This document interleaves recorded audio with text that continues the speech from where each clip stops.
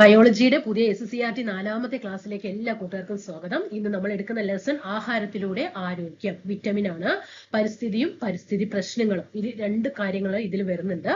അപ്പൊ നമുക്കറിയാം പുതിയ SCERT-യിൽ 5ാം ക്ലാസ് മുതൽ 10ാം ക്ലാസ് വരെയുള്ള പുതിയ SCERT-യിൽ വരുന്ന ലെസൺസ് ഞാൻ ഇവിടെ കൊടുത്തിട്ടുണ്ട്. ഡെയിലി ക്ലാസ്സുകൾ ഇടുമ്പോൾ ഡെയിലി നമ്മൾ ചാപ്റ്റർ കാണിക്കുന്നുണ്ട്. അതിൽ നമ്മൾ ഇന്ദ്രിയജാലം എടുത്തു കഴിഞ്ഞു, നിവർന്ന് നിൽക്കാം എടുത്തു കഴിഞ്ഞു, ജീവന്റെ കുഞ്ഞറകൾ എടുത്തു കഴിഞ്ഞു. 3 ലെസൺ അവിടെ എടുത്തു കഴിഞ്ഞു കേട്ടോ. നിങ്ങൾക്ക് ക്വസ്റ്റ്യൻ ആൻസർ എന്ന രീതി തന്നെയാണ് നിങ്ങൾ പഠിക്കുന്നത്. ഇരുന്ന് ലെസൺ വായിച്ചിട്ട് മടുപ്പിക്കുന്നില്ല. അതിൽ എല്ലാ ക്വസ്റ്റ്യൻ, ഒരു ലൈന് പോലും, ഒരു ആൻസർ പോലും അതിലില്ല. ആ രീതിയിലാണ് നിങ്ങൾക്ക് നോട്ടുകൾ ഉള്ളത്. ഇനി നമുക്ക് എടുക്കാവുന്നത് ആഹാരത്തിലൂടെ ആരോഗ്യം, അതായത് വിറ്റമിൻ, എങ്ങനെ വിറ്റമിൻ കിട്ടുന്നത്, പരിസ്ഥിതിയും പരിസ്ഥിതി പ്രശ്നങ്ങളും. ഇതാണ് ഇന്നത്തെ ലെസൺ ഉൾപ്പെടുത്തിയിരിക്കുന്നത് കേട്ടോ. അപ്പൊ നമുക്ക് എന്ത് ചെയ്യാം, ഡെയിലി ഇങ്ങനെ നാളെ ഒരു ലെസൺ, അടുത്ത പിറ്റേഴ്സ് ഒരു ലെസൺ. അപ്പൊ ഇങ്ങനെ ബയോളജി നമുക്ക് എന്താകും, ഒരു 10-15 ദിവസം ആകുമ്പോഴേക്കും തന്നെ ബയോളജി, 15 ദിവസം കൊണ്ട് നിങ്ങൾ SCERT ബയോളജി കഴിഞ്ഞു. മനസ്സിലാകുന്നുണ്ടോ? അതാണ് നമ്മുടെ ക്ലാസ്. മനസ്സിലാകുന്നുണ്ടോ നിങ്ങൾക്ക്? അപ്പൊ ഒരു 15 ദിവസം എന്ന് പറഞ്ഞാൽ പിന്നെ നിങ്ങൾക്ക് അവിടെ ബാക്കോട്ടൊരു തിരിഞ്ഞു നോട്ടമില്ല. SCERT ഞാൻ ബയോളജി പഠിച്ചിട്ടില്ലല്ലോ, കൺഫ്യൂഷൻ വേണ്ട. 5 to 10 പറയുമ്പോൾ നമുക്ക് എല്ലാ ലെസണും പഠിക്കണ്ട. നമ്മുടെ സിലബസിൽ എന്താണോ പറഞ്ഞിരിക്കുന്നത്, ആ സിലബസിൽ പറഞ്ഞിരിക്കുന്ന ലെസൺസ് ഏതൊക്കെയാണ് അതൊക്കെ ഇവിടെ കൊടുത്തിട്ടുണ്ട്. ആ ലെസൺ കംപ്ലീറ്റ് ആക്കി തരും. അങ്ങനെ നമ്മൾ ജോഗ്രഫി എടുത്തുതരും, ഹിസ്റ്ററി, എല്ലാ സബ്ജക്റ്റും, ഫിസിക്സ്, കെമിസ്ട്രി. അതിന് നിങ്ങളുടെ സപ്പോർട്ട് വേണം. സപ്പോർട്ട് തീരെ കുറവാണ്. ക്ലാസ്സിന്റെ വ്യൂ കാണുമ്പോൾ മനസ്സിലാക്കുമല്ലോ. അത് നിങ്ങൾ പരമാവധി നിങ്ങൾ എന്ത് ചെയ്യുക, നിങ്ങളുടെ റെസ്പോൺസ് നിങ്ങൾ മെസ്സേജിലൂടെ റെസ്പോൺസ് ചെയ്യുക, ഷെയർ ചെയ്തിട്ട് എനിക്ക് തിരിച്ച് റെസ്പോൺസ് തരിക, അതേപോലെ ലൈക്ക് ചെയ്തുകൊണ്ടും ഒക്കെ നിങ്ങൾ എന്ത് ചെയ്യുക, എനിക്ക് തിരിച്ചൊരു റെസ്പോൺസ് തരണം എന്ന് മാത്രമാണ് അഭ്യർത്ഥിക്കുന്നത്. അപ്പൊ തീർച്ചയായിട്ടും ഇതേപോലെ ക്ലാസ്സുകൾ നിങ്ങൾക്ക് വരും. കാണാത്തവർ കൂട്ടുകാരുണ്ടെങ്കിൽ ബാക്കിലെ ക്ലാസ്സുകൾ കാണാത്തവരുണ്ടെങ്കിൽ കാണുക. ഇംഗ്ലീഷൊക്കെ 10 മാർക്കും 10ൽ 10 വാങ്ങിക്കാം. ആ രീതിയിൽ എല്ലാ ക്വസ്റ്റ്യൻ പേപ്പറുകളും ഡീറ്റെയിൽഡ് ആയിട്ട് അനാലിസിസ് ചെയ്ത് പ്രീവിയസ് ക്വസ്റ്റ്യൻ പേപ്പർ ചെയ്തിട്ടുണ്ട്. ടോപ്പിക് വൈസ് ആയിട്ട് ക്ലാസ്സുകൾ ഇട്ട് തന്നിട്ടുണ്ട്. അതെല്ലാം പ്ലേലിസ്റ്റ് ക്രിയേറ്റ് ചെയ്തിട്ടുണ്ട് കേട്ടോ. നമുക്ക് കടക്കാം. ഇതൊക്കെയാണ് ലെസൺസ് വരുന്നത് കേട്ടോ. അതാണ്ട് ഇത്രയും ലെസൺസ് ആണ് ഇവിടെ വരുന്നത്. ഇതൊക്കെ നമുക്ക് ഇപ്പൊ എത്ര വലിയ ലെസൺ ആണെങ്കിലും നമുക്ക് പരമാവധി ഒരു ലെസൺ ഒരൊറ്റ ക്ലാസ്സിൽ തന്നെ ഉൾപ്പെടുത്തുന്നുണ്ട്. ചിലപ്പോൾ 10ാം ക്ലാസ്സിന്റെ ലെസണൊക്കെ എത്തുമ്പോൾ ചിലപ്പോൾ അത് വലിയ ലെസൺസ് ആയിരിക്കും. അപ്പൊ 10ാം ക്ലാസ്സിലെ ലെസൺസ് വരുമ്പോൾ ജീവശാസ്ത്രം, സാങ്കേതിക വിദ്യ, DNA, ടെക്നോളജി ഒക്കെ ചിലപ്പോൾ വലിയ ലെസണാണ്. ചിലപ്പോൾ അത് രണ്ടായിട്ട് തരുന്നല്ലോ. പക്ഷെ ഈ 5, 7ാം ക്ലാസ്, 6ാം ക്ലാസ്സിലേക്ക് ലെസൺസ് ഒക്കെ നിങ്ങൾക്ക് ഒറ്റ ക്ലാസ് കൊണ്ട് തന്നെ ഒരു ലെസൺ തീർത്തു തരാം കേട്ടോ. അപ്പോൾ സൗണ്ട് പ്രശ്നമാണ്. ഇന്നലെ ക്ലാസ് ഇട്ടില്ല, നല്ല പനിയാണ്. അതുകൊണ്ടാണ് ഇന്നലെ ക്ലാസ് ഇടാതിരുന്നത്. ഇന്നും മാറിയിട്ടൊന്നുമില്ല, പക്ഷെ ക്ലാസ് തരേണ്ടത് ആവശ്യമാണ്. എക്സാം ആയല്ലോ. ഓക്കെ, നമുക്ക് കിടക്കാം. അപ്പൊ ഇതില് ലെസണിൽ ഫസ്റ്റ് കൊടുത്തിരിക്കുന്ന പ്രധാനപ്പെട്ട പോഷക ഘടകങ്ങൾ ഏതെല്ലാമാണ് പഠിച്ചു വെക്കണം. കാർബോഹൈഡ്രേറ്റുകൾ, പ്രോട്ടീൻ, കൊഴുപ്പുകൾ, വിറ്റമിനുകൾ, ധാതുക്കൾ. നമുക്കറിയാം, നമ്മൾ പറയും ഒരുപാട് കാർബോഹൈഡ്രേറ്റ് ആയിട്ടുള്ള ഭക്ഷണങ്ങൾ കഴിക്കരുത്, പ്രോട്ടീൻ കൂടുതലായിട്ട് ഉൾപ്പെടുത്തണം, കൊഴുപ്പ് ഒഴിവാക്കണം, വിറ്റമിനുകൾ ധാരാളം കഴിക്കണം, ധാതുക്കൾ കഴിക്കണം, ഇതൊക്കെ നമ്മൾ പറയാറുണ്ട് അല്ലെ. ഇതൊക്കെ എന്താണ്, പോഷക ഘടകങ്ങളാണ്. ഇത് നമ്മുടെ ദൈനംദിന ലൈഫിൽ നമ്മൾ എപ്പോഴും മനസ്സിലാക്കുന്ന ഒരു കാര്യമാണ് അല്ലെ. കാർബോഹൈഡ്രേറ്റ് ഏറ്റവും കൂടുതലായിട്ടുള്ളതാണ് റൈസ് എന്ന് പറയുന്നത് അല്ലെ. റൈസ് ഒക്കെ കുറയ്ക്കണം എന്ന് നമ്മൾ പറയാറുണ്ട്. അപ്പൊ കാർബോഹൈഡ്രേറ്റുകൾ, പ്രോട്ടീനുകൾ, കൊഴുപ്പുകൾ, വിറ്റമിനുകൾ, ധാതുക്കൾ, ഇതൊക്കെ എന്താണ്, പോഷക ഘടകങ്ങളാണ്. ഇതൊക്കെയാണോ? ഇത് ഓക്കെ ആയോ? ഓക്കെ ആയി. ഇനി നമുക്ക് അടുത്തതിലേക്ക് കിടക്കാം. വിവിധ തരം ഭക്ഷ്യവസ്തുക്കൾ ഉപയോഗിച്ച് ആഹാരം തയ്യാറാക്കുന്നതിന്റെ ആവശ്യകത എന്താണ്? എല്ലാ ആഹാരത്തിലും എല്ലാ പോഷക ഘടകങ്ങളും മതിയായ അളവിൽ ഉണ്ടാകണമെന്നില്ല അല്ലേ. അതിനാൽ നാം വിവിധ തരം ഭക്ഷ്യവസ്തുക്കൾ ഉപയോഗിച്ച് വിവിധ ആഹാര പദാർത്ഥങ്ങൾ തയ്യാറാക്കിയിട്ട് കഴിക്കണം അല്ലെ. പലത് കഴിച്ചാലാണ് പലതരത്തിലുള്ള വൈറ്റമിൻ. ഇപ്പൊ നമുക്ക് വൈറ്റമിൻ A വേണം, B വേണം, C വേണം, K വേണം, D വേണം, എല്ലാം വേണം. അപ്പോ ഒറ്റൊന്ന് മാത്രം കഴിച്ചാൽ നമുക്ക് ഒരു വൈറ്റമിൻ മാത്രമേ കിട്ടുള്ളൂ, ബാക്കി കിട്ടില്ല. നമ്മൾ പല ഭക്ഷ്യവസ്തുക്കൾ നമ്മൾ ഉണ്ടാക്കിയാൽ എന്താണ്, പല വൈറ്റമിൻസ് നമ്മുടെ ശരീരത്തിൽ ഉണ്ടാകും. അതിനാണ് നമ്മൾ പലവിധ ആഹാരങ്ങൾ കഴിക്കുന്നത്. ഓക്കെയാണോ? ഇനി നാം എന്തിനാണ് പോഷക സമൃദ്ധമായ ഭക്ഷണം കഴിക്കുന്നത്? നിങ്ങൾക്ക് ഈസിയാണ് കേട്ടോ. ഈ ലെസണിന് കുറച്ച് വലിപ്പമുണ്ട്, അപ്പോ പക്ഷെ ഈസിയാണ്, ഒറ്റ വായനയ്ക്ക് മനസ്സിലാവുന്ന കാര്യമുള്ളൂ. എന്തിനാണ് നമ്മൾ പോഷക സമൃദ്ധമായ ഭക്ഷണം കഴിക്കുന്നത്? എല്ലാ ആഹാരത്തിലും എല്ലാ പോഷക ഘടകങ്ങളും മതിയായ അളവിൽ ഉണ്ടാകണമെന്നില്ല. അതിനാൽ നാം വിവിധ തരം ഭക്ഷ്യവസ്തുക്കൾ ഉപയോഗിച്ച് വിവിധ ആഹാര പദാർത്ഥങ്ങൾ തയ്യാറാക്കി കഴിക്കണം. നാം കഴിക്കുന്ന ആഹാര പദാർത്ഥങ്ങളുടെ അളവ്, കഴിക്കുന്ന സമയം, വൈവിധ്യം, ഗുണമേന്മ എന്നിവ നമ്മുടെ ആരോഗ്യത്തെ സ്വാധീനിക്കുന്നു. അതുകൊണ്ട് എല്ലാവരും പോഷക സമൃദ്ധമായ ഭക്ഷണം കഴിക്കണം കേട്ടോ. എല്ലാവരും പഠിത്തത്തിന്റെ ഇടയിലും നല്ല ഭക്ഷണ സമൃദ്ധമായ പോഷക സമൃദ്ധമായ വൈറ്റമിനുകൾ അടങ്ങിയ പ്രോട്ടീനുകളുള്ള ഭക്ഷണം എല്ലാവരും കഴിച്ച് ആരോഗ്യം സുരക്ഷിതമാക്കണം കേട്ടോ. ഒരു ദിവസം നിങ്ങൾ എന്തെല്ലാം പ്രവൃത്തികൾ ചെയ്യുന്നുണ്ട്, ഇതിനെല്ലാം വേണ്ട ഊർജ്ജം എവിടെ നിന്നാണ് ലഭിക്കുന്നത്? ഊർജ്ജം, ഇത് പ്രീവിയസ് ചോദ്യമാണ് കേട്ടോ. ഈ നമുക്ക് എനർജി ലഭിക്കുന്നത്, ശരീരത്തിന് ആവശ്യമായിട്ടുള്ള ഊർജ്ജം പ്രധാനമായും ലഭിക്കുന്നത് കാർബോഹൈഡ്രേറ്റിൽ നിന്നാണ് അല്ലെ. ഇപ്പൊ ഓരോരുത്തരും ശരീരം എക്സസൈസിലൂടെയും ജിമ്മിൽ പോകുമ്പോൾ ഒക്കെ പറയാറുണ്ട് എന്താണ്, കാർബോഹൈഡ്രേറ്റ് കുറച്ച് ഭക്ഷണം, കാർബോഹൈഡ്രേറ്റ് ഉള്ള ഭക്ഷണം ഒഴിവാക്കണം. പക്ഷേ എല്ലാം നമ്മളിപ്പോ ഏത് ഭക്ഷണം കഴിക്കുകയാണെങ്കിലും അധികമായാൽ അമൃതം വിഷമാണെന്ന് പറയും അല്ലേ. അപ്പൊ നമ്മൾ നല്ലോണം പ്രോട്ടീൻ അടങ്ങിയ ഭക്ഷണം കഴിക്കണം, നല്ല വൈറ്റമിൻ അടങ്ങിയ ഭക്ഷണം കഴിക്കുക എന്ന് പറയും. പക്ഷെ നമ്മുടെ ശരീരത്തില് വൈറ്റമിൻ കൂടിയാലും നമുക്ക് അസുഖങ്ങള് വരും അല്ലെ. ഒരുപാട് വൈറ്റമിൻ ഉള്ള ഏറ്റവും നല്ല നല്ല ഭക്ഷണങ്ങൾ ഒരുപാട് കഴിച്ചു, ഇങ്ങനെ ഡെയിലി ലൈഫില് ജീവിതത്തിൽ നമ്മൾ ഡെയിലി നല്ല നല്ല ഭക്ഷണങ്ങൾ കഴിച്ചു കൊണ്ടിരുന്നാലും വൈറ്റമിന്റെ അളവ് കൂടും. വൈറ്റമിന്റെ അളവ് കൂടിക്കഴിഞ്ഞാലും നമുക്ക് പലതരം അസുഖങ്ങള് വന്നുകൂടും. അപ്പൊ എല്ലാത്തിനും എന്തുണ്ട്, ഒരു പരിധിയുണ്ട് അല്ലെ. എല്ലാത്തിനും ഒരു പരിധിയുണ്ട്, എല്ലാം അധികമാകാൻ പാടില്ല. അതാണ് മനസ്സിലാക്കി വരുന്നത്. അപ്പൊ കാർബോഹൈഡ്രേറ്റ് കഴിക്കരുത്, ചോറ് അധികം കഴിക്കരുത് പണ്ട്. പക്ഷേ നമുക്ക് എനർജി ലഭിക്കണമെങ്കിൽ അല്ലെങ്കിൽ നമ്മൾ എന്താണ് അങ്ങനെ ടയേർഡായിട്ടിരിക്കും. അതെന്താ, നമ്മുടെ ഊർജ്ജം കുറവ്, നമ്മുടെ ശരീരത്തിൽ കാർബോഹൈഡ്രേറ്റിന്റെ അളവ് കുറവായത് കൊണ്ടാണ്. മനസ്സിലാകുന്നുണ്ടോ? അപ്പൊ ശരീരത്തിന് ആവശ്യമായിട്ടുള്ള ഊർജ്ജം പ്രധാനമായിട്ടും ലഭിക്കുന്നത് ഏതാണ്? കാർബോഹൈഡ്രേറ്റ്. കാർബോഹൈഡ്രേറ്റ് ഏറ്റവും കൂടുതൽ അടങ്ങിയിട്ടുള്ള ഭക്ഷണം ഏതാണ്? റൈസ് ആണ് അല്ലെ. ഇനി എന്താ കാർബോഹൈഡ്രേറ്റ്? നമ്മളിപ്പോ ഇത്ര നേരം പറഞ്ഞു കാർബോഹൈഡ്രേറ്റ്. എന്താ കാർബോഹൈഡ്രേറ്റ്?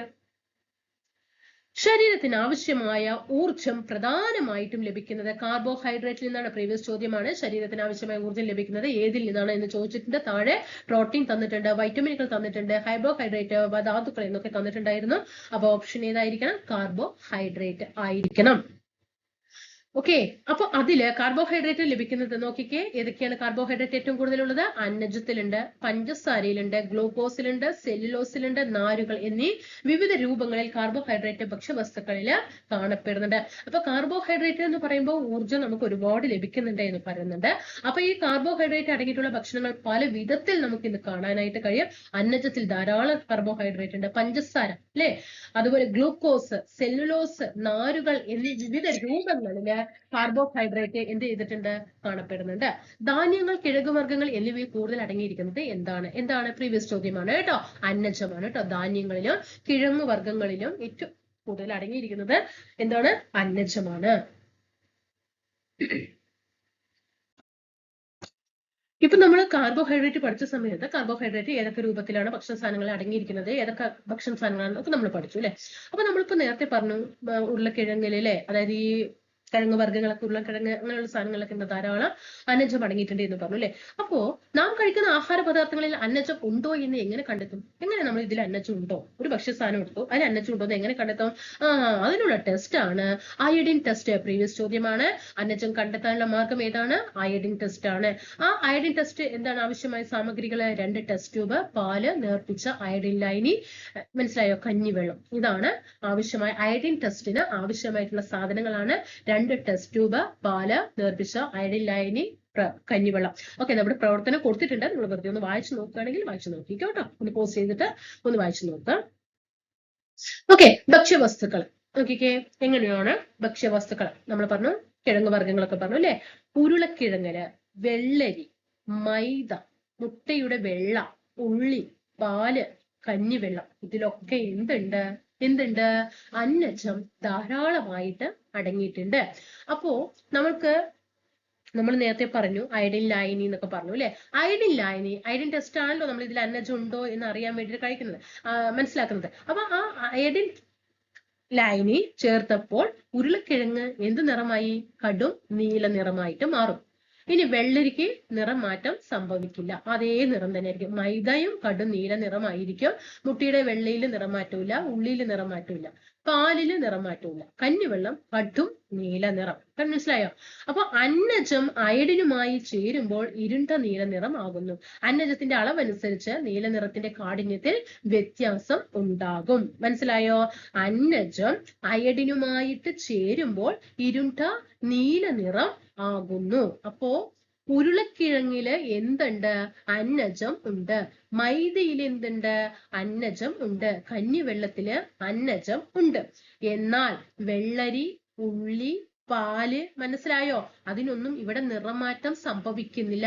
എന്താ നിറമാറ്റം സംഭവിക്കാത്തത്? പാലിലൊന്നും നിറമാറ്റം സംഭവിക്കാത്തത്? അതില് അന്നജം ഇല്ല. അതുകൊണ്ടാണ് അയഡിൻ ലൈനി ചേർക്കുമ്പോൾ അതിന് നിറവ്യത്യാസം വരാത്തത്. നിറവ്യത്യാസം എവിടെ വരിക? അന്നജം ഉള്ളതിലാണ് അയഡിൻ ലൈനി ചേർക്കുമ്പോൾ അത് നീല നിറമായിട്ട് മാറുന്നത്. ഉരുളക്കിഴങ്ങ്, പിന്നെ ഇതിലാണ് കഞ്ഞിവെള്ളം, മൈദ, ഇതിലൊക്കെ ധാരാളം അന്നജങ്ങൾ അടങ്ങിയിട്ടുണ്ട്. ഇനി പ്രോട്ടീന്റെ ധർമ്മങ്ങൾ, വെരി ഇമ്പോർട്ടന്റ് ക്വസ്റ്റ്യൻ ആണ്. ഒരുപാട് പ്രാവശ്യം ചോദിച്ച ചോദ്യമാണ് ഇത്, പഠിച്ചു വെക്കണം. ഈ ഒരു വാക്കാണ് ശ്രദ്ധിക്കേണ്ടത്. നിർമ്മിതി വളർച്ച, മറക്കരുതേ, നിർമ്മിതി മറക്കരുത്. ഇത് തന്നെയാണ് ചോദ്യം വന്നിരിക്കുന്നത്. നിർമ്മിതിക്കും വളർച്ചയ്ക്കും വേണ്ട സാധനം എന്താണ്? പ്രോട്ടീൻ ആണ് എന്നുള്ളത് പഠിച്ചു വെക്കാൻ ഞാൻ വീണ്ടും വേറെ എഴുതി തരുന്നത്. വെരി ഇമ്പോർട്ടന്റ് ക്വസ്റ്റ്യൻ ആണ്. ഒരുപാട് പ്രാവശ്യം ചോദ്യം ചോദിച്ചതാണ്. ശരീരത്തിന്റെ നിർമ്മിതിക്കും വളർച്ചയ്ക്കും ആവശ്യമായ പ്രധാനപ്പെട്ട പോഷക ഘടകം എന്നും ചോദ്യം വരുന്നതാണ്. പ്രോട്ടീൻ ആണ്. പേശികൾ, തലമുടി, ത്വക്ക് എന്നിവയുടെ ആരോഗ്യത്തിന് പ്രോട്ടീൻ ആവശ്യമാണ്. കൂടാതെ ഇവ ഊർജവും പ്രദാനം ചെയ്യുന്നു. ശരീര നിർമ്മിതിക്കും വളർച്ചയ്ക്കും ആവശ്യമായ പ്രധാനപ്പെട്ട പോഷക ഘടകം ഏതാണ്? പ്രോട്ടീൻ. ഇനി പ്രോട്ടീന്റെ കുറവ് മൂലം ഉണ്ടാകുന്ന രോഗങ്ങൾ ഏതെല്ലാമാണ്? അല്ലെ, അത് നമുക്ക് പറഞ്ഞു തരേണ്ട ആവശ്യമൊന്നുമില്ല. നമ്മൾ ഓരോരുത്തരും ഡെയിലി ലൈഫിൽ നമ്മൾ അനുഭവിക്കുന്ന കാര്യമാണ് അല്ലെ. പ്രോട്ടീന്റെ കുറവ് മൂലം ക്വാഷിയോർക്കർ, മരാസ്മസ് എന്നീ രോഗങ്ങൾ ഉണ്ടാകുന്നു. പ്രീവിയസ് ചോദ്യമാണ്. പ്രോട്ടീന്റെ കുറവ് മൂലം ഉണ്ടാകുന്ന രോഗങ്ങൾക്ക് ഉദാഹരണമാണ് ക്വാഷിയോർക്കർ ആൻഡ് മരാസ്മസ്. സസ്യാഹാരം മാത്രം കഴിക്കുന്നവർ ഉണ്ടാവുമല്ലോ. അവർ പ്രോട്ടീന്റെ കുറവ് ഉണ്ടാകാതിരിക്കാൻ ആഹാരത്തിൽ എന്തെല്ലാം പദാർത്ഥങ്ങൾ ഉൾപ്പെടുത്തണം? അപ്പോ മീൽസ് അല്ലെ, അതായത് നോണ് കഴിക്കാത്തവര് അല്ലെ, മാംസാഹാരങ്ങൾ കഴിക്കാത്തവര് എന്തെങ്കിലും അവർക്ക് പ്രോട്ടീന്റെ അളവില് വ്യത്യാസം ഉണ്ടാവും അല്ലെ. പക്ഷെ ആ പ്രോട്ടീൻ നിലനിർത്തണമെങ്കിൽ അവർ എന്നും ലൈഫിൽ ഉൾപ്പെടുത്തേണ്ട ഭക്ഷണങ്ങളാണ് green peas, paneer, beans, soybean, oats, കശുവണ്ടി, നിലക്കടല. മനസ്സിലായോ? ഇത് നമ്മൾ അതിൽ ഉൾപ്പെടുത്തണം കേട്ടോ. നാം കഴിക്കുന്ന ഭക്ഷ്യവസ്തുക്കളിൽ കൊഴുപ്പുണ്ടോ എന്ന് എങ്ങനെ കണ്ടെത്താം? ഭക്ഷ്യവസ്തു ഒരു പേപ്പറിൽ പൊരിക്കുക. നമുക്ക് ടെസ്റ്റ് ചെയ്ത് നോക്കാം കേട്ടോ. നിങ്ങൾ എല്ലാവരും ചെയ്യണേ. ഒരു പെട്ടെന്ന് ഇങ്ങനെ സ്റ്റെക്ക് വരുന്നുണ്ട്, അതുകൊണ്ടാണ് ക്ഷമ ചോദിക്കാണ് കേട്ടോ. ക്ലാസ് എന്തെങ്കിലും അപാകത തോന്നുന്നുണ്ടെങ്കിൽ ക്ഷമിക്കണേ. ഭക്ഷ്യവസ്തു ഒരു പേപ്പറിൽ ഒരിക്കുക. ഉണങ്ങിയ ശേഷം പേപ്പറിൽ എണ്ണയുടെ പാട് കാണുന്നുണ്ടെങ്കിൽ ആ ഭക്ഷ്യവസ്തുവിൽ കൊഴുപ്പ് അടങ്ങിയിരിക്കുന്നു എന്ന് മനസ്സിലാക്കാം. മനസ്സിലായ? കൊഴുപ്പ് എങ്ങനെയാണ് കണ്ടെത്തുന്നത് എന്നുള്ളത് നമുക്ക് ഇങ്ങനെ ടെസ്റ്റ് ചെയ്യാനൊക്കെ പറ്റുമോ? നമുക്ക് സാഹചര്യങ്ങൾ ഉണ്ടാവില്ല അല്ലെ ടെസ്റ്റ് ചെയ്യാൻ. അപ്പൊ നമ്മൾ എന്ത് ചെയ്യണം? ആ ഏത് ഭക്ഷ്യവസ്തുവാണോ അതിനെ ഒരു പേപ്പറിൽ കൊണ്ടുപോയി ഉരച്ചിട്ട് അത് ഉണങ്ങി കഴിഞ്ഞ് കുറച്ച് കഴിയുമ്പോൾ ഉണങ്ങുമ്പോൾ അതിൽ എണ്ണയുടെ പാടുണ്ടെങ്കിൽ അതിൽ കൊഴുപ്പ് അടങ്ങിയിരിക്കുന്നു എന്ന് മനസ്സിലാക്കാം. ഇനി കൊഴുപ്പടങ്ങിയ മറ്റു ഭക്ഷ്യപദാർത്ഥങ്ങളുടെ പേരേത്? ഏതൊക്കെയാണ് കൊഴുപ്പടങ്ങിയത്? ഇതൊക്കെ നമുക്ക് അറിയാവുന്ന കാര്യമാണല്ലേ. നല്ല കൊഴുപ്പുള്ള സാധനങ്ങളാണ്. ഒക്കെ ഒന്ന് വായിച്ച് മനസ്സിലാക്കാം കേട്ടോ. എണ്ണ, നെയ്യ്, മാംസം, മുട്ട, തേങ്ങ, എള്ള്, കടല, നിലക്കടല, പാലുൽപ്പന്നങ്ങൾ, വെണ്ണ, മത്സ്യം, ഇതൊക്കെ കൊഴുപ്പടങ്ങിയ ഭക്ഷണ പദാർത്ഥങ്ങളാണ്. ഇനി ഇവിടെ തന്നിട്ടുണ്ട്. ഓക്കെ, എന്താ അവിടെ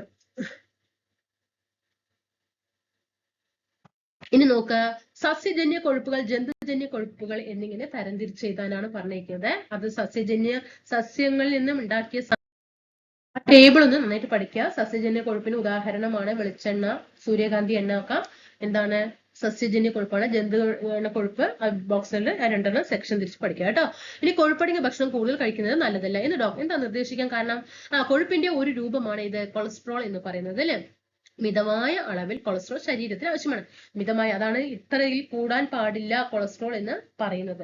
ഓക്കെ, അതുവരെയുള്ള കൊളസ്ട്രോൾ നമുക്ക് ശരീരത്തിന് ആവശ്യമാണ്. എന്നാൽ രക്തത്തിൽ കൊളസ്ട്രോൾ അധികമായാൽ അത് രക്തക്കൊയിലുകളുടെ ഉൾഭിത്തിയിൽ അടിഞ്ഞുകൂടുകയും രക്തത്തിന്റെ ഒഴുക്കിനെ തടസ്സപ്പെടുത്തുകയും ചെയ്യും. ഇത് ഹൃദ്രോഗം, പക്ഷാഘാതം തുടങ്ങിയ ഗുരുതര രോഗങ്ങൾക്ക് കാരണമാകും. ഇത് പ്രീവിയസ് ചോദ്യമാണ്. കൊഴുപ്പ് കൊണ്ടുണ്ടാകുന്ന അസുഖങ്ങൾക്ക് ഉദാഹരണം ചോദിച്ചിട്ടുണ്ട്. ഹൃദ്രോഗവും, അതായത് ഹാർട്ട് അറ്റാക്ക് ഒക്കെ വരുന്നതേ, അതുപോലെ സ്ട്രോക്ക് വരുന്നത്, പക്ഷാഘാതം ഇതൊക്കെ വരുന്നത് കൊഴുപ്പ് കൂടുതൽ അടങ്ങിയ ഭക്ഷണങ്ങൾ കഴിക്കുന്നത് കൊണ്ടാണ്. ഇനി എന്താണ് വിറ്റാമിനുകൾ? പഠിച്ചു വെക്കണേ. ശരീരത്തിന്റെ വളർച്ചയ്ക്കും ആരോഗ്യത്തിനും ചെറിയ അളവിൽ അത്യാവശ്യമുള്ള പോഷക ഘടകങ്ങളാണ് വിറ്റാമിൻസ് എന്ന് പറയുന്നത്. ശരീരത്തിന്റെ വളർച്ചയ്ക്കും ആരോഗ്യത്തിനും ചെറിയ അളവിൽ അത്യാവശ്യമുള്ള പോഷകങ്ങൾ. എപ്പോഴും നമ്മൾ പറഞ്ഞു, വൈറ്റമിൻ ആണെങ്കിലും പ്രോട്ടീൻ ആണെങ്കിലും ഏറ്റവും കൂടുതൽ എന്നും നമ്മൾ ധാരാളം പ്രോട്ടീൻ അടങ്ങിയ ഭക്ഷണങ്ങൾ കഴിക്കാൻ പാടില്ല കേട്ടോ. ഒരു മിതമായ, എല്ലാത്തിനും ഒരു മിതമായ രീതിയിലേ പാടുള്ളൂ. പ്രോട്ടീൻ അളവ്, വിറ്റാമിൻ കുറഞ്ഞാലും കുഴപ്പമാണ്, കൂടിയാലും അസുഖങ്ങൾ വരും. ഇനി വിവിധതരം വിറ്റാമിനുകൾ, അവയുടെ പ്രാധാന്യം ഇത് പഠിച്ചു വെക്കണം. ഇതെല്ലാം പ്രീവിയസ് ചോദ്യമാണ്. എല്ലാം പ്രീവിയസ് ചോദ്യമാണ്. ഞാൻ അതുകൊണ്ടാണ് വെരി ഇമ്പോർട്ടന്റ് എന്ന് എപ്പോഴും എഴുതി തരുന്നത്. വിറ്റാമിനുകൾ പഠിച്ചു വെക്കുക. വിറ്റാമിൻ എ വിറ്റമിൻ എ ഉണ്ടെങ്കിൽ മാത്രമാണ് നമ്മുടെ കണ്ണിനും ത്വക്കിനും തലമുടി എന്നിവയുടെ ആരോഗ്യത്തിന് ഉണ്ടാകുന്നത് കേട്ടോ. അതേപോലെ വൈറ്റമിൻ ബി കേട്ടോ, തലച്ചോറ്, നാഡികൾ, ഹൃദയം, ത്വക്ക് എന്നിവയുടെ ആരോഗ്യത്തിന് വൈറ്റമിൻ ബി വേണം. വൈറ്റമിൻ സി പല്ല്, മോണ, രക്തക്കൊഴലുകളുടെ എന്നിവയുടെ ആരോഗ്യത്തിനും രോഗപ്രതിരോധ ശേഷിക്കും വൈറ്റമിൻ സി അല്ലെ. പല്ല്, മോണ നമുക്കറിയാം സ്കർവി അല്ലെ രോഗമുണ്ടാക്കുന്നത് എന്താണ്? വൈറ്റമിൻ സിയുടെ കുറവ് കൊണ്ടാണ് അല്ലെ. അതുപോലെ വൈറ്റമിൻ ഡി എല്ലുകളുടെയും പല്ലുകളുടെയും ആരോഗ്യത്തിനും രോഗപ്രതിരോധ ശേഷിക്കും വൈറ്റമിൻ ബി. സൂര്യപ്രകാശം ഏറ്റവും കൂടുതൽ ലഭിക്കുന്നത് എവിടെ നിന്നാണ്? സൂര്യപ്രകാശത്തിൽ നിന്നാണ്. ഇനി വൈറ്റമിൻ ഇ നാഡികളുടെ ശരിയായ പ്രവർത്തനത്തിന് വൈറ്റമിൻ ഇ ആണ് അല്ലെ. ബ്യൂട്ടി വിറ്റമിൻ എന്ന് അറിയപ്പെടുന്നത് ഏതാണ്? ബ്യൂട്ടി വിറ്റമിൻ എന്നറിയപ്പെടുന്നത് വൈറ്റമിൻ ഇ ആണ്. വൈറ്റമിൻ കെ എന്താണ്? മുറിവുണ്ടാകുമ്പോൾ രക്തം കട്ട പിടിക്കുന്നതിന് വൈറ്റമിൻ കെ വേണം. അപ്പൊ നമ്മുടെ ശരീരത്തിൽ ഒരു മുറിവുണ്ടായി, ബ്ലഡ് പോയിക്കൊണ്ടേയിരിക്കാൻ പാടുമോ? ബ്ലഡ് പോയിക്കൊണ്ടേയിരിക്കുന്നത് എന്തുകൊണ്ടാണ്? വൈറ്റമിൻ കെയുടെ അപര്യാപ്തത കൊണ്ടാണ് മുറിവുണ്ടാകുന്ന സമയത്ത് രക്തം ഒഴുകിക്കൊണ്ടിരിക്കുന്നത്. പക്ഷെ വൈറ്റമിൻ കെ നമ്മുടെ ശരീരത്തിന് ആവശ്യത്തിനനുസരിച്ച് ഉണ്ടെങ്കിൽ മുറിവുണ്ടായാൽ പെട്ടെന്ന് തന്നെ രക്തം എന്തെയും കട്ട പിടിക്കും കേട്ടോ. അപ്പൊ നന്നായിട്ട് പഠിക്കുക. വൈറ്റമിൻ എയും ബിയും സിയും ഡിയും ഇയും കെയും നന്നായിട്ട് പഠിച്ചു വെച്ചോ. ഇതിൽ നിന്ന് എപ്പോഴും ചോദ്യങ്ങൾ ചോദിക്കാറുണ്ട് കേട്ടോ. ത്വക്കിന്റെ ആരോഗ്യത്തിന് ആവശ്യമായിട്ടുള്ള വിറ്റാമിനുകൾ സെക്ഷൻ തിരിച്ചു തന്നെ പഠിക്കണേ. സെക്ഷൻ തിരിച്ചു പഠിക്കണം. ത്വക്കിന്റെ ആരോഗ്യത്തിനാണെങ്കിൽ വൈറ്റമിൻ എയും ബിയും കേട്ടോ. എയും ബിയും എ ബി കേട്ടോ. ത്വക്കിന്റെ ആരോഗ്യത്തിന് ആവശ്യം വൈറ്റമിൻ എയും ബിയും. വിറ്റമിൻ ഡി ആവശ്യത്തിന് ലഭിച്ചില്ലെങ്കിൽ എന്തെല്ലാം ആരോഗ്യ പ്രശ്നങ്ങൾ ഉണ്ടാകാം? എല്ലുകളുടെയും പല്ലുകളുടെയും ആരോഗ്യത്തിനും രോഗപ്രതിരോധ ശേഷിക്കും വൈറ്റമിൻ ആവശ്യമാണ്. പ്രീവിയസ് ചോദ്യമാണ്. എല്ലുകളുടെയും പല്ലുകളുടെയും ആരോഗ്യത്തിന് ആവശ്യമായ വൈറ്റമിൻ ഏതെന്ന് ചോദിച്ചിട്ടുണ്ട്. വൈറ്റമിൻ ഡി ആണ്. അതുപോലെ രോഗപ്രതിരോധ ശേഷിക്ക് ചോദിച്ചിട്ടുണ്ട്. വൈറ്റമിൻ ഡി ആണ്. വിറ്റമിൻ ഡിയുടെ കുറവ് മൂലം ഉണ്ടാകുന്ന രോഗമാണ് കണരോഗം, റിക്കറ്റ്സ്. പ്രീവിയസ് ചോദ്യമാണ്. വൈറ്റമിൻ ഡിയുടെ കുറവ് മൂലം വൈറ്റമിൻ ഡി റിക്കറ്റ്സ് കേട്ടോ. കണരോഗം റിക്കറ്റ്സ് എന്ന് പറഞ്ഞാൽ എന്താണ്? കണരോഗമാണ്. വൈറ്റമിൻ ഡിയുടെ കുറവ് മൂലം ഉണ്ടാകുന്ന രോഗമാണ് കണ കേട്ടോ. ഓക്കെ, ഇനി വിറ്റാമിനുകളും ഭക്ഷ്യവസ്തുക്കളും തന്നിട്ടുണ്ട്. വൈറ്റമിൻ എ കഴിക്കേണ്ട ഭക്ഷണങ്ങൾ ഏതൊക്കെയാണ്? വൈറ്റമിൻ ബി വേണമെങ്കിൽ കഴിക്കേണ്ടത്, സി വേണമെങ്കിൽ ഡി. ഇത്രയും കാര്യങ്ങൾ നന്നായി മനസ്സിലാക്കുക. ഇതൊക്കെ നിങ്ങളുടെ ജീവിതത്തിൽ ഉൾപ്പെടുത്താനായിട്ട് ശ്രദ്ധിക്കുക കേട്ടോ. വായിച്ചു നോക്കണേ. ഭക്ഷണത്തിന് കൊഴുപ്പ് ഉൾപ്പെടുത്തുന്നതിന്റെ പ്രാധാന്യം എന്താണ്? ഭക്ഷണത്തിൽ കൊഴുപ്പ്, നമ്മളിപ്പോ കൊഴുപ്പ് കഴിക്കാൻ പാടില്ല എന്ന് പറയും. പക്ഷെ കുറച്ച് അളവിലെങ്കിലും നമ്മുടെ ശരീരത്തിൽ എന്തും വേണം? കൊഴുപ്പും വേണം. വിറ്റമിൻ ബി, സി എന്നിവ വെള്ളത്തിൽ ലയിക്കുന്ന വൈറ്റമിനുകളാണ്. മനസ്സിലായോ? ഇത് പ്രീവിയസ് ചോദ്യമാണ്. ജലത്തിൽ ലയിക്കുന്നവ, ജലത്തിൽ ലയിക്കാത്തവ എന്ന രീതിയിലുണ്ട് കേട്ടോ. ജലത്തിൽ ലയിക്കുന്നവ അതേപോലെ ലയിക്കാത്തവ. ഓക്കെ, അപ്പൊ അതില് ജലത്തിൽ ലയിക്കുന്ന വിറ്റമിനുകളാണ് ബിയും സിയും. അതുപോലെ എ ഡി ഇ കെ അല്ലെ. എ ഡി ഇ കെ ജലത്തിൽ ലയിക്കാത്ത വിറ്റമിനുകളാണ്. അപ്പൊ മനസ്സിലായോ? അപ്പൊ ജലത്തിൽ ലയിക്കുന്ന വിറ്റമിൻ ഉദാഹരണം ഏത് എന്ന് ചോദിച്ചാൽ ബിയും സിയുമാണ് കേട്ടോ. ജലത്തിൽ ലയിക്കുന്നവയാണ് ബി വിറ്റമിനും സി വിറ്റമിനും. എന്നാൽ കൊഴുപ്പിൽ ലയിക്കുന്നതാണ് ഏത്? കൊഴുപ്പിൽ ലയിക്കുന്നതാണ് എ ഡി ഇ കെ. നമ്മൾ സാധാരണ എങ്ങനെയാ കോഡിട്ട് പറയുക? കേടാ എന്ന് പറയും അല്ലെ. കൊഴുപ്പ് കേടാണ് എന്ന് പറയും അല്ലെ. നമ്മുടെ ശരീരത്തിന് കൊഴുപ്പ് കേടാണ് എന്ന് പറയും. കേടാ അല്ലെ, കൊഴുപ്പ്. ഓക്കെ, അപ്പൊ എ ഡി ഇ കെ എന്നുള്ളത് ഇതിൽ തന്നെ ഉണ്ട്. Okay, A D E K എന്നീ വിറ്റാമിനുകൾ കൊഴുപ്പിൽ മാത്രമേ ലയിക്കുകയുള്ളൂ. ബിയും സിയും എവിടെയാണ്? വെള്ളത്തിലും. എ ഡി ഇ കെ വിറ്റാമിനുകൾ കൊഴുപ്പിൽ മാത്രമേ ലയിക്കുകയുള്ളൂ. കൊഴുപ്പിന്റെ അഭാവത്തിൽ ഈ വിറ്റാമിനുകൾക്ക് ശരീരത്തിൽ ആഗിരണം ചെയ്യപ്പെടുകയില്ല. അതുകൊണ്ട് ഭക്ഷണത്തിൽ കൊഴുപ്പ് ഉൾപ്പെടുത്തുന്നതിന്റെ പ്രാധാന്യം എന്താണ്? മനസ്സിലായോ? ഇപ്പൊ മനസ്സിലായോ നിങ്ങൾക്ക് എന്തുകൊണ്ടാണ് നമ്മുടെ ശരീരത്തിൽ കുറച്ചെങ്കിലും കൊഴുപ്പ് വേണം എന്ന് പറയുന്നത്? വൈറ്റമിൻ എയും ഡിയും ഇയും കെയും ഏതിൽ ലയിക്കില്ല? ജലത്തിൽ ലയിക്കില്ല, കൊഴുപ്പിൽ മാത്രമേ ലയിക്കൂ. അപ്പൊ നമ്മുടെ ശരീരത്തിന് ആവശ്യമായിട്ടുള്ള കൊഴുപ്പ് ശരീരത്തിൽ ഉണ്ടെങ്കിൽ മാത്രമേ ഈ വൈറ്റമിനുകളെല്ലാം അതിൽ ലയിക്കുകയുള്ളൂ. അല്ലെങ്കിൽ അത് വേറെ എന്തെങ്കിലും അസുഖങ്ങൾക്ക് കാരണമാകും. ഇനി ഇവിടെ നോക്കുക.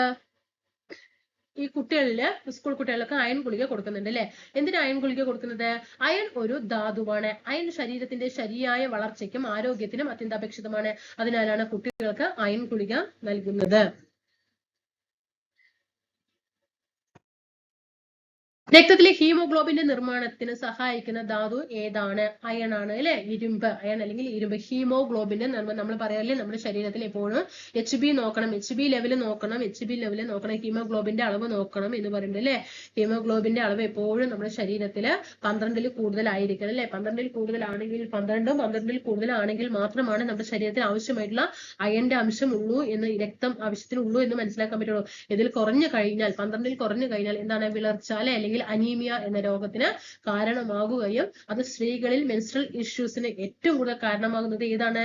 ഈ അയണിന്റെ കുറവ് കൊണ്ടാണ് കേട്ടോ. അതുകൊണ്ട് എപ്പോഴും ഇടയ്ക്കൊക്കെ ഒന്ന് അമിതമായ സ്ത്രീകളിൽ ഉണ്ടാകുന്ന അമിതമായ മറ്റേ രക്തസ്രാവം ബ്ലീഡിംഗ് ഒക്കെ ഉണ്ടാകുന്ന സമയത്ത് സ്ത്രീകൾ തീർച്ചയായിട്ടും ശ്രദ്ധിക്കുക. ആദ്യം പോയിട്ട് പരിശോധിക്കേണ്ടത് ഏതെങ്കിലും ഡോക്ടറെ കണ്ടിട്ട് വേഗം പോയി പരിശോധിക്കുക. ആദ്യം അവർ അയക്കുന്ന ഫസ്റ്റ് ടെസ്റ്റ് HB ആയിരിക്കും. HB ആദ്യം നോക്കിയിട്ട് അവർ എന്ത് ചികിത്സയും തുടങ്ങുള്ളൂ. 12 താഴെയാകുമ്പോഴാണ് അമിതമായ രക്തസ്രാവം ഉണ്ടാകുന്നത്. 12 മീതെ ആയാൽ നമ്മുടെ ആ പ്രശ്നങ്ങളെല്ലാം സോൾവ് ചെയ്യും. ഓക്കെ, മനസ്സിലായി? അത് നന്നായിട്ട് ശ്രദ്ധിക്കണം കേട്ടോ. ധാരാളം ഏറ്റവും കൂടുതൽ ഉൾപ്പെടുത്തേണ്ട ഫുഡ് ഏതാണ്? റാഗിയാണ് കേട്ടോ. ഡെയിലി ഒരു കുറച്ചെങ്കിലും ഒരു ബൗളെങ്കിലും ഇത് കഴിച്ചു കഴിഞ്ഞാൽ നിങ്ങളുടെ ശരീരത്തിൽ HB ആയിട്ട് നിങ്ങൾ ഇത് കഴിക്കുക, അത് കൂടിപ്പോരും കേട്ടോ. ഹീമോഗ്ലോബിൻ ലഭിക്കാൻ ഏതൊക്കെ ഭക്ഷ്യവസ്തുക്കൾ ആഹാരത്തിൽ ഉൾപ്പെടുത്തണം? ഇലക്കറികൾ, ശർക്കര, മത്സ്യം, കരൾ കേട്ടോ. ഓക്കെ, ഇലക്കറികൾ ധാരാളം കഴിക്കുക, ശർക്കര കഴിക്കുക കേട്ടോ. HB കൂടും. മത്സ്യം, പക്ഷെ നമുക്ക് ശർക്കരയൊക്കെ പരമാവധി ഒഴിവാക്കാം. കാരണം അതൊക്കെ അമിതമായ മധുരത്തിൻ്റെതൊക്കെ വരുന്നുണ്ട്. അത് വേറെ ഷുഗർ ലെവലിലേക്ക് പോകും. അതൊക്കെ ഒഴിവാക്കാം. പക്ഷെ ഇതൊക്കെ നമ്മൾ ധാരാളമായിട്ട് ഇതൊക്കെ കഴിച്ചു കഴിഞ്ഞാൽ നല്ലോണം മത്സ്യം കഴിക്കാം, ഇലക്കറികൾ, ഇതൊക്കെ നമുക്ക് ധാരാളം കഴിച്ചിട്ട് ഇതിൽ ഉൾപ്പെടുത്താനായിട്ട് പറ്റും. കടൽ വിഭവങ്ങൾ കഴിക്കേണ്ടതിന്റെ ആവശ്യകത എന്താണ്? തൈറോയ്ഡ് ഗ്രന്ഥിയുടെ പ്രവർത്തനത്തിന് അയഡിൻ ആവശ്യമാണ്. കടൽ വിഭവങ്ങളിൽ അയഡിൻ ധാരാളമായിട്ട് അടങ്ങിയിട്ടുണ്ട്. അതുകൊണ്ട് നമുക്ക് അയഡിന്റെ അപര്യാപ്തത ഇല്ലാതാക്കാം കേട്ടോ. മുട്ട, പാൽ, ഇലക്കറികൾ എന്നിവ ഭക്ഷണത്തിൽ ഒഴിവാക്കിയാൽ ഉണ്ടാകുന്ന പ്രശ്നങ്ങൾ എന്തൊക്കെയാണ്? ഇത് മൂന്നും ഒഴിവാക്കിയാൽ എന്തൊക്കെ സംഭവിക്കും? എല്ലുകളുടെയും പല്ലുകളുടെയും നിർമ്മാണത്തിനും രക്തം കട്ടപിടിക്കുന്നതിനും കാൽസ്യം സഹായിക്കുന്നു. പ്രീവിയസ് ചോദ്യമാണ്. എല്ലുകളുടെയും പല്ലുകളുടെയും നിർമ്മാണത്തിനും രക്തം കട്ടപിടിക്കുന്നതിനും കാൽസ്യം സഹായിക്കുന്നു. അതിനാൽ കാൽസ്യം അടങ്ങിയിട്ടുള്ള മുട്ട, പാല്, ഇലക്കറികൾ എന്നിവ ഭക്ഷണത്തിൽ ഉൾപ്പെടുത്തണം. അപ്പൊ ഏറ്റവും കൂടുതൽ ലഭിക്കുന്നത് ഇതിൽ നിന്ന് ഏറ്റവും കൂടുതൽ എന്ത് ലഭിക്കുന്നുണ്ട്? കാൽസ്യം ലഭിക്കുന്നുണ്ട്. ഈ കാൽസ്യം നമ്മുടെ ശരീരത്തിൽ അധികമായി പോയാലാണ്, അല്ലെങ്കിൽ എല്ലുകൾ, ഈ കുട്ടികൾക്കൊക്കെ ഈ കാല് വേദനിക്കുക, കൈ വേദനിക്കുക എന്നൊക്കെ പറഞ്ഞിട്ട് പറയും. കാരണം എന്താണ്? അവരുടെ ഈ ബോണിന് വരുന്ന പ്രശ്നം. കാരണം അവരുടെ ആ എല്ലുകളിൽ കാൽസ്യത്തിന്റെ അളവ് കുറയുന്ന സമയത്താണ് അവർക്ക് ഇങ്ങനെ പെയിന് വരുന്നത്. മനസ്സിലാകുന്നുണ്ടോ? അപ്പൊ അതൊക്കെ നമ്മൾ ശ്രദ്ധിക്കണം കേട്ടോ. ഇതൊക്കെ നമ്മൾ നേരത്തെ പഠിച്ചത് തന്നെയാണ്. ഇനിതാ ഇത് ഓരോന്നും നല്ല രീതിയിൽ ക്ലിയർ ആക്കിയിട്ട് പോകണം കേട്ടോ. വൈറ്റമിൻ എയുടെ കുറവ് മൂലം ഉണ്ടാകുന്ന അസുഖം ഏതാണ്? നിശാന്തത. വൈറ്റമിൻ എയുടെ കുറവാണ് നിശാന്തത. അന്ന് കണ്ണിൽ ഉണ്ടാകുന്ന പ്രശ്നങ്ങളാണ് നിശാന്തത എന്ന് പറയുന്നത്. PSCക്ക് അറിയില്ല. അത് എത്ര പ്രാവശ്യം ഞാൻ ഈ ക്വസ്റ്റ്യൻ ചോദിച്ചു എന്നുള്ളത് PSCക്ക് തന്നെ അറിയില്ല. മനസ്സിലായോ? അത്രയും ഇമ്പോർട്ടന്റ് ആണ് എല്ലാതും, ഇനി പറയുന്ന എല്ലാതും. വൈറ്റമിൻ ബിയുടെ കുറവ് കൊണ്ടാണ് ഗ്ലോസിറ്റിസ്, അതായത് നാവ് വീക്കവും നാവിലെ തൊലി ഇളകുന്ന അവസ്ഥയും അതുപോലെ വായ്പുണ്ണ് ഉണ്ടാകുന്നത് വൈറ്റമിൻ ബിയുടെ കുറവ് കൊണ്ടാണ് കേട്ടോ. വൈറ്റമിൻ ബിയുടെ കുറവ് കൊണ്ടാണ് വായ്പുണ്ടുണ്ടാകുന്നത്. വൈറ്റമിൻ സി, അപ്പൊ നമ്മൾ നേരത്തെ ആ ടേബിളിൽ പഠിച്ചില്ലേ? വൈറ്റമിൻ ബി, നമുക്ക് ഇങ്ങനെ എന്തെങ്കിലും പ്രശ്നങ്ങൾ ഉണ്ടെങ്കിൽ നമ്മൾ വൈറ്റമിൻ ബി അടങ്ങിയ ഭക്ഷണം ഏതൊക്കെയാണെന്ന് നമ്മൾ നേരത്തെ ടേബിളിൽ പഠിച്ചില്ലേ? ആ ടേബിൾ നോക്കിയിട്ട് ആ ഭക്ഷണങ്ങളൊക്കെ നിങ്ങൾക്ക് ഇതിൽ ഏതെങ്കിലുമൊക്കെ അസുഖങ്ങൾ ഉണ്ടെങ്കിൽ ആ വൈറ്റമിൻ സാധനങ്ങളൊക്കെ നിങ്ങൾ കഴിക്കാനായിട്ട് ശ്രദ്ധിക്കുക കേട്ടോ. ഇനി വൈറ്റമിൻ സി, മോണയിൽ നിന്നുള്ള രക്തസ്രാവം അല്ലേ, അതിനെ പറയുന്നതാണ് സ്കർവി എന്ന് പറയുന്നത്. പ്രീവിയസ് ചോദ്യമാണ്. ഓക്കെ, വൈറ്റമിൻ സിയുടെ കുറവ് മൂലമാണ് മോണയിൽ നിന്നുള്ള രക്തസ്രാവം അല്ലെങ്കിൽ സ്കർവി ഉണ്ടാകുന്നത്. വൈറ്റമിൻ ഡി ആണ് റിക്കറ്റ്സ്. നമ്മൾ നേരത്തെ പറഞ്ഞില്ലേ, റിക്കറ്റ്സ് കണ അല്ലെ, വൈറ്റമിൻ ഡിയുടെ കുറവ് കൊണ്ടാണ്. ഏത് വിറ്റമിന്റെ അഭാവം മൂലമാണ് സ്കർവി ഉണ്ടാകുന്നത്? ചോദ്യമാണ്. പറയാ, വൈറ്റമിൻ സി ആണ്. പ്രീവിയസ് ചോദ്യമാണ്. നിങ്ങളുടെ വീട്ടിൽ ആർക്കെങ്കിലും വായ്പുണ്ണ് വന്നാൽ അവരുടെ ഭക്ഷണത്തിൽ ഏതൊക്കെ ഭക്ഷ്യവസ്തുക്കൾ ഉൾപ്പെടുത്താൻ നിങ്ങൾ നിർദ്ദേശിക്കും? വായ്പുണ്ണ് ഏതിന്റെ ആണ്? വൈറ്റമിൻ ബിയുടെ കുറവ് കൊണ്ടാണ് അല്ലെ. അപ്പൊ അതിന് എന്തൊക്കെയാണ്? മട്ടാരി, ചീര, ധാന്യങ്ങളുടെ തവിട്, മുട്ട, പാൽ. പാലില് മഞ്ഞയില്ലേ, പാലിന്റെ മേലെ മഞ്ഞ, അതിൽ ധാരാളം വൈറ്റമിൻ ബി അടങ്ങിയിട്ടുണ്ട് കേട്ടോ. അപ്പൊ അതിലൊക്കെ പൊടിച്ചു കഴിയുമ്പോൾ ധാരാളം നമുക്ക് ഇതൊക്കെ തടയാനായിട്ട് പറ്റും കേട്ടോ. ചേമ്പില കേട്ടോ, ആർക്കും വേണ്ടാത്ത സാധനങ്ങൾ നമുക്ക് ഇടാവും, ലക്ഷങ്ങൾ ഉപയോഗിക്കാറുണ്ട് കേട്ടോ. മട്ടേരി കേട്ടോ, അതാണ് ഞങ്ങളൊക്കെ വീട്ടിൽ വെക്കുന്നത്. മട്ടേരി, ചീര, ധാന്യങ്ങളുടെ തവിട്, മുട്ട, പാൽ, ചേമ്പില കേട്ടോ. അറിയാണ്ട് എന്റെ സൗണ്ട് ഇങ്ങനെ താഴേക്ക് പോകുന്നുണ്ട്. എനിക്ക് സ്ട്രെസ് എടുക്കുന്ന സമയത്ത് ഭയങ്കര ബുദ്ധിമുട്ട്, ക്ഷീണം, അതുകൊണ്ടാണ് കേട്ടോ. അപ്പൊ ഇത്രയും കാര്യങ്ങൾ വൈറ്റമിൻ ബിയുടെ കുറവ് കൊണ്ടാണ് ഉണ്ടാകുന്നത്. അപ്പൊ ഇതൊക്കെ കഴിച്ചു കഴിഞ്ഞാൽ അതൊക്കെ നമുക്ക് മാറ്റാം. ഇനി നിശാന്തതയ്ക്ക് കാരണമായിട്ടുള്ള വൈറ്റമിൻ ഏതാണ്? വൈറ്റമിൻ എ ആണ്. കണയുണ്ടാകുന്നത് ഏത് വൈറ്റമിന്റെ കുറവ് കൊണ്ടാണ്? വൈറ്റമിൻ ഡിയുടെ കുറവ് കൊണ്ടാണ്. ഇനി എന്താണ് നിശാന്തത? അപ്പൊ നമ്മൾ പറഞ്ഞു വൈറ്റമിൻ എ നിശാന്തത എന്ന് പറയും. അപ്പൊ എന്താ നിശാന്തത? ഇരുട്ടിലും മങ്ങിയ വെളിച്ചത്തിലും അനുഭവപ്പെടുന്ന കാഴ്ചക്കുറവാണ് നിശാന്തത എന്ന് പറയുന്നത്. നിശാന്തതയുള്ള വ്യക്തികൾക്ക് പകലും രാത്രിയിൽ നല്ല വെളിച്ചത്തിലും കാഴ്ചയ്ക്ക് യാതൊരു തകരാറും ഉണ്ടായിരിക്കില്ല. മനസ്സിലായോ? അപ്പൊ എന്താണ് നിശാന്തത എന്ന് പറഞ്ഞാൽ ഇരുട്ടിലും മങ്ങിയ വെളിച്ചത്തിലും, രാത്രി കാലത്ത് ഇരുട്ടുണ്ടാവുമല്ലോ, ആ സമയത്തും അതുപോലെ മങ്ങിയ വെളിച്ചത്തിലും അനുഭവപ്പെടുന്ന കാഴ്ചക്കുറവിനെയാണ് നിശാന്തത എന്ന് പറയുന്നത്. ഇനി നിശാന്തതയുള്ള വ്യക്തികൾക്ക് പകല് അതുപോലെ രാത്രിയില് നല്ല വെളിച്ചത്തിലും രാത്രി ഇപ്പൊ നല്ല വെളിച്ചമുള്ള സമയത്തും കാഴ്ചയ്ക്ക് യാതൊരു തകരാറും ഉണ്ടായിരിക്കില്ല. ഇനി ധാതുക്കളുടെ അഭാവം മൂലം ഉണ്ടാകുന്ന രോഗങ്ങള് എല്ലാം പഠിക്കണം കേട്ടോ. ഞാൻ ഇവിടെ എല്ലാം പ്രീവിയസ് പറയുന്നില്ല, അതൊക്കെ പ്രീവിയസ് ആണ്. ഓക്കെ, ഇനി ധാതുക്കൾ. അയണിന്റെ കുറവ് മൂലം ഉണ്ടാകുന്ന രോഗം നമ്മൾ നേരത്തെ പറയില്ലേ, അനീമിയ, അതായത് വിളർച്ച അല്ലെ. അയൺ കണ്ടന്റ് ധാരാളം നമ്മുടെ ശരീരത്തിൽ വേണം. അതിനാ നമ്മൾ നേരത്തെ എന്തൊക്കെ കഴിക്കണം എന്നൊക്കെ നമ്മൾ പറഞ്ഞത്. അനീമിയ ഉണ്ടാകുന്നത് അയണിന്റെ കുറവ് കൊണ്ടാണ്. അയണിന്റെ കുറവ് കൊണ്ടാണ് ഗോയിറ്റർ ഉണ്ടാകുന്നത്. ഗോയിറ്റർ തൊണ്ടയിൽ മൊഴയില്ലേ ആവുന്നത് കേട്ടോ. കാൽസ്യത്തിന്റെ കുറവ് കൊണ്ട് ഉണ്ടാകുന്ന രോഗമാണ് ഓസ്റ്റിയോപൈറോസിസ്. എല്ലുകളെ ബാധിക്കുന്നതാണ് ഓസ്റ്റിയോളജി അല്ലേ, ഓസ്റ്റിയോപൈറോസിസ് കേട്ടോ. കാൽസ്യത്തിന്റെ കുറവ് കൊണ്ടാണ് ഓസ്റ്റിയോപൈറോസിസ് ഉണ്ടാകുന്നത്. അയഡിന്റെ കുറവ് കൊണ്ടാണ്. അയഡിൻ ധാരാളം ഉണ്ടാകാൻ എന്താ നമ്മൾ പറഞ്ഞ കടൽ വിഭവങ്ങൾ, കടൽ മത്സ്യങ്ങളൊക്കെ ധാരാളം കഴിച്ചു കഴിഞ്ഞാൽ അയഡിന്റെ കുറവ് നമുക്ക് നികത്താനായിട്ട് പറ്റും. ഇനി അയഡിന്റെ അഭാവം മൂലം ഉണ്ടാകുന്ന രോഗാവസ്ഥ ഏതാണ് അനീമിയ, അതായത് വിളർച്ച. പ്രീവിയസ് ചോദ്യമാണ്, പഠിക്കണം. ഗോയിറ്റർ രോഗം ഉണ്ടാകാതിരിക്കാൻ നാം ഭക്ഷണത്തിൽ ഉൾപ്പെടുത്തേണ്ട ആഹാര വസ്തുക്കൾ എന്തൊക്കെയാണ്? ഈ ഗോയിറ്റർ വരാതിരിക്കാൻ എന്തൊക്കെയാണ് നമ്മളിപ്പോ പറഞ്ഞല്ലോ. കടൽ വിഭവങ്ങൾ ധാരാളം കഴിക്കുക. അയഡിന്റെ കുറവ് മൂലമാണ് ഗോയിറ്റർ ഉണ്ടാകുന്നത്. സമുദ്ര വിഭവങ്ങളിൽ നിന്ന് നമുക്ക് എന്ത് ചെയ്യാൻ പറ്റും? ഇതിന്റെ കുറവ് പരിഹരിക്കാനായിട്ട് സാധിക്കും. ഇനി ഓസ്റ്റിയോപൈറോസിസ് അല്ലെ, നമ്മൾ കാൽസ്യത്തിന്റെ കുറവ് കൊണ്ടാണ് എന്ന് നമ്മൾ പറഞ്ഞു. അത് ഉണ്ടാകാതിരിക്കാൻ എന്തൊക്കെ ഭക്ഷണങ്ങൾ കഴിക്കണം? പാൽ ഉൽപ്പന്നങ്ങൾ കഴിക്കുക, ഇലക്കറികൾ കഴിക്കുക, മത്സ്യം കഴിക്കുക, മുട്ട, മത്സ്യം, പാൽ ഉൽപ്പന്നങ്ങൾ, ഇലക്കറികൾ. ഇതിൽ ധാരാളം കാൽസ്യത്തിന്റെ അളവുണ്ട്. അതുകൊണ്ട് തന്നെ ഇപ്പൊ നമ്മള് ഈ ഓസ്റ്റിയോപൈറോസിസ് എന്ന് പറയുമ്പോൾ കാലും ഞാൻ പറഞ്ഞില്ല നേരത്തെ, കാലൊക്കെ നന്നായിട്ട് വേദനിക്കും, എല്ലുകളുടെ ബലക്കുറവാണ്. അപ്പോ ഡോക്ടർമാർ ആദ്യം പറയാ ഡെയിലി പാൽ കൊടുക്കണം. മനസ്സിലാവുന്നുണ്ട്? അപ്പൊ അതൊക്കെ എന്താണ് നല്ല കാര്യങ്ങളാണ്, അതൊക്കെ ഉപയോഗപ്പെടുത്തുക കേട്ടോ. എന്തിനാണ് സ്കൂളിൽ അയൺ ഗുളിക വിതരണം ചെയ്യുന്നത്? അനീമിയയ്ക്ക്, വിളർച്ച കാരണമാകുന്ന അയണിന്റെ കുറവ് തടയുന്നതിനായിട്ടാണ് അയൺ ഗുളികകൾ വിതരണം ചെയ്യുന്നത്. ഓക്കെ, ആഹാരത്തിൽ നാരുകൾ ഉൾപ്പെടുത്തേണ്ടതിന്റെ ആവശ്യകത എന്താണ്? സസ്യാഹാരത്തിലൂടെ ലഭിക്കുന്നതും ശരീരത്തിന് ദഹിപ്പിക്കാൻ കഴിയാത്തതുമായ സെല്ലുലോസ് ആണ് നാരുകൾ എന്ന് പറയുന്നത്. ഓക്കെ, നമുക്ക് സസ്യാഹാരത്തിലൂടെ മാത്രമേ ഏത് ലഭിക്കുകയുള്ളൂ? ഈ നാരുകൾ ലഭിക്കുകയുള്ളൂ.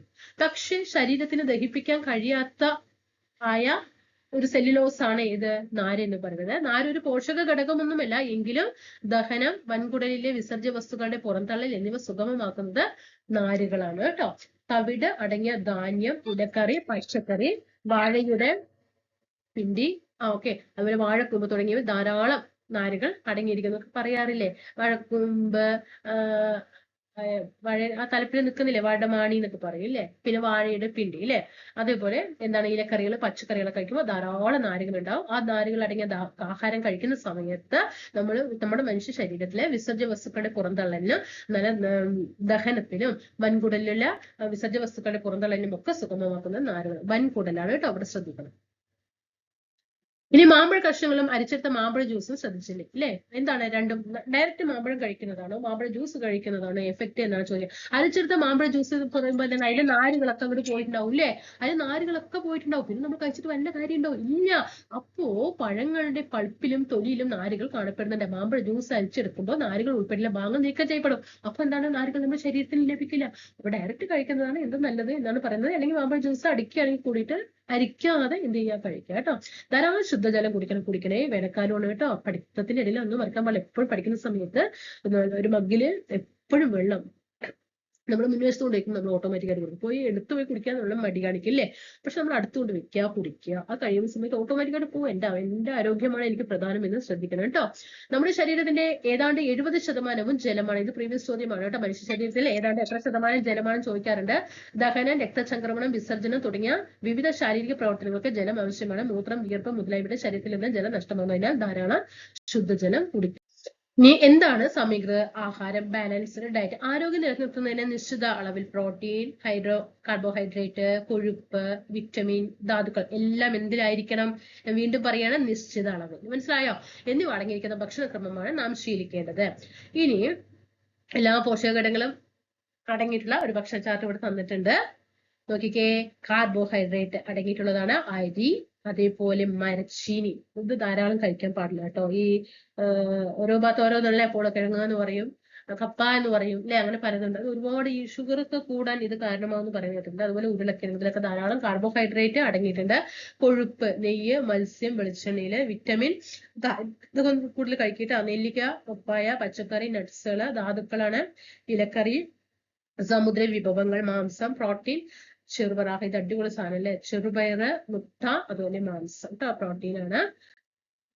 ഇനി ആഹാരം പാകം ചെയ്യുന്ന സമയത്ത് എങ്ങനെയാണ് പോഷക മൂല്യങ്ങൾ നഷ്ടപ്പെടാൻ സാധ്യതയുള്ളത്? പച്ചക്കറി മുറിച്ചതിന് ശേഷം കഴുകാൻ പാടില്ല.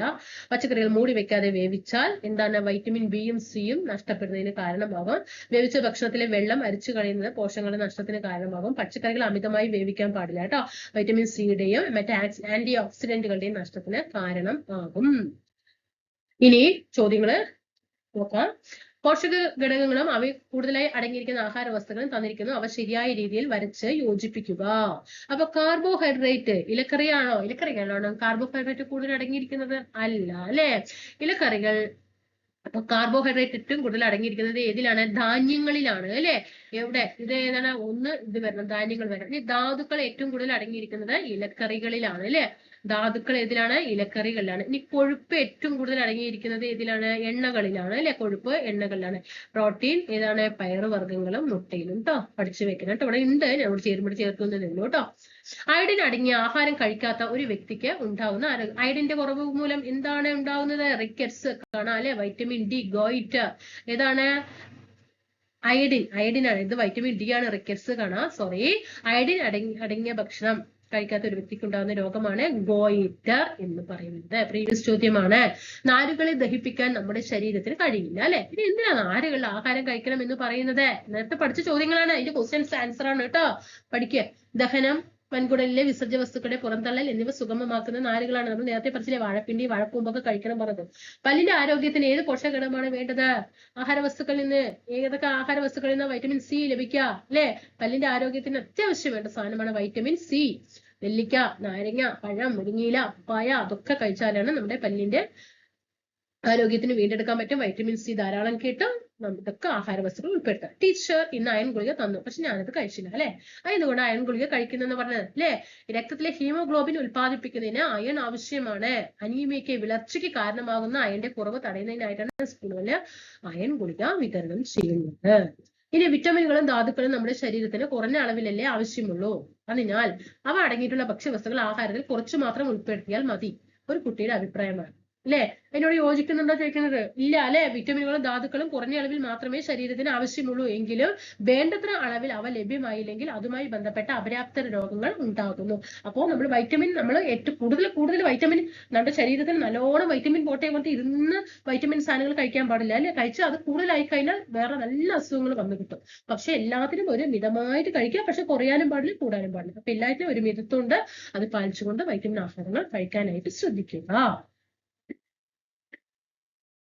ഓക്കെ, അങ്ങനെയാണ് നമ്മുടെ 4ാമത്തെ ലെസൺ കഴിഞ്ഞു കേട്ടോ. 4ാമത്തെ ലെസൺ കഴിഞ്ഞു. നമുക്ക് അടുത്ത 5ാമത്തെ ലെസണിലേക്ക്, നമ്മുടെ സിലബസ് അടിസ്ഥാനമാക്കിയിട്ടുള്ള 5ാമത്തെ ലെസണിലേക്ക് നാളെ വരാം. അപ്പൊ എങ്ങനെയുണ്ട് ക്ലാസ്? ഇഷ്ടപ്പെട്ടോ? അപ്പൊ നിങ്ങളുടെ അഭിപ്രായം തീർച്ചയായിട്ടും കമന്റുകളിലൂടെയും ലൈക്കുകളിലൂടെയും ഷെയറുകളിലൂടെയും പിന്നെ വീഡിയോക്ക് ഹൈപ്പ് കൊടുത്തുകൊണ്ടും ടെലിഗ്രാം ഗ്രൂപ്പിൽ ലിങ്ക് ഡിസ്ക്രിപ്ഷൻ ബോക്സിൽ കൊടുക്കാം, അതിൽ ജോയിൻ ചെയ്തുകൊണ്ടും നിങ്ങളുടെ അഭിപ്രായങ്ങൾ അറിയിക്കുക. എല്ലാവർക്കും നന്ദി, നമസ്കാരം.